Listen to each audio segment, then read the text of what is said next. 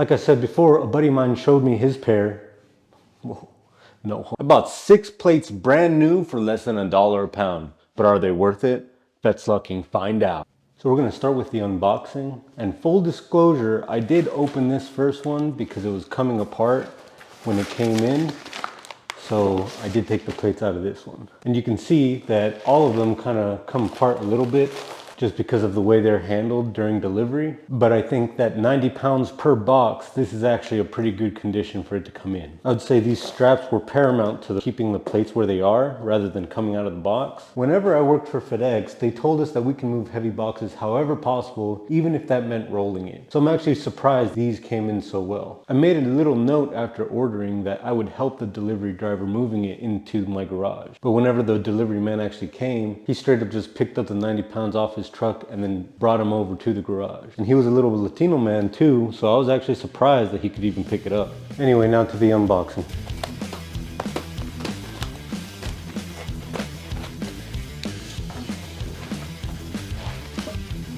The plates are individually wrapped to protect them from each other and then separated by a piece of cardboard paper.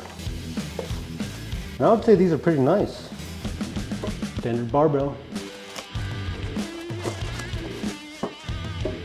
It's nice too.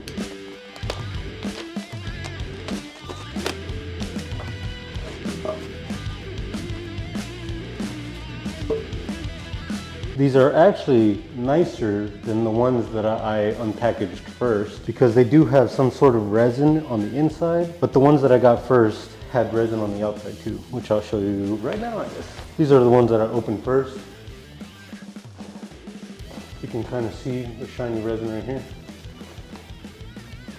But overall, the font's pretty good, and the black baked enamel coating is actually pretty nice and grippy as well, making them easy to pick up. Oh yeah. Oh, this one's real chip. Chipped as hell. Paint messed up right there. That isn't covered by the epoxy, so it must have happened during the delivery at some point. Now we're gonna move on to weight accuracy. They're advertised as 45 pounds, but how close to that are they? I'm gonna weigh these pads on a more calibrated scale first because they don't register on the bigger scale. And then I'm gonna subtract the weight of these from what this scale says. These are important because I don't want the iron plates messing up my glass scale, and I don't want to have to balance the plate to get an accurate reading. So I'm gonna lay them down flat on these and then get a better reading for them. This is 13.4 ounces. Starting off with the first plate, we got 43.9. 43.9 minus the 0.84, 43.12. Next plate, 43.9 again. Make this one 43.12 again. Third plate, 43.9 again. That's pretty consistent. 43.12. This is plate number 4. 43.9 once again. 43.12 pounds. 43.9. Kind of want to make sure this one isn't messed up, so I'm just gonna weigh myself real quick. Yep, that's accurate. 270. Your boy fat. This is the last plate. This one's the outlier, 44.2. Kind of strange because this one's the one that's chipped. 44.2 minus 0.837 would be about 43.4, which is only 0.3 pounds more than all the other plates. So that's pretty good.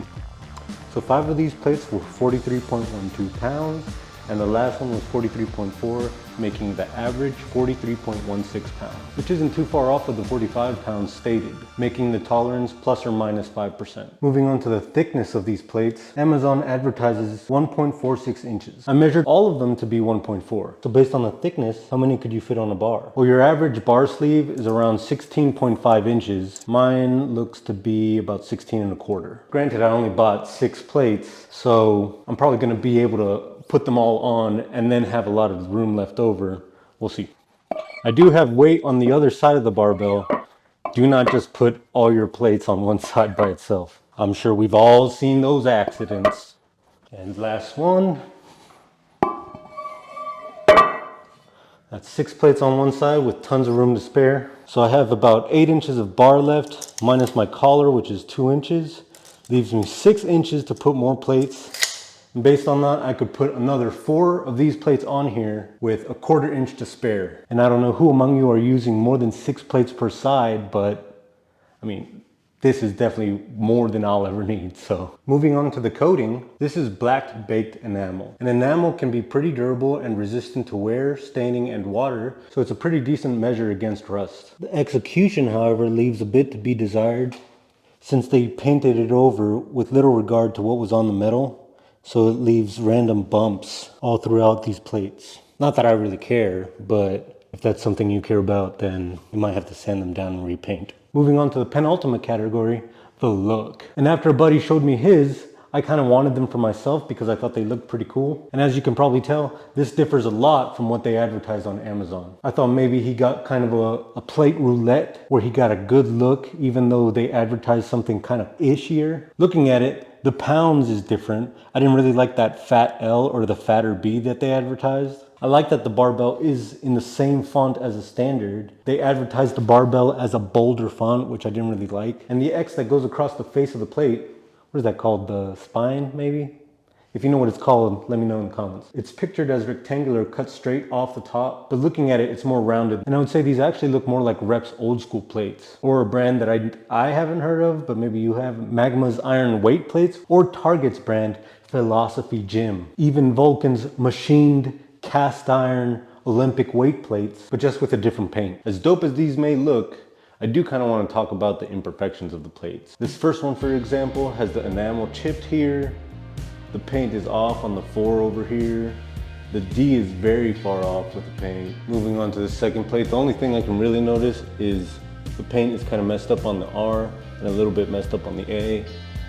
There's some extra silver paint right next to the B here. But other than that, I would say it's pretty good. This third one, it's got a divot in the 4, which is kind of ugly, but it's fine.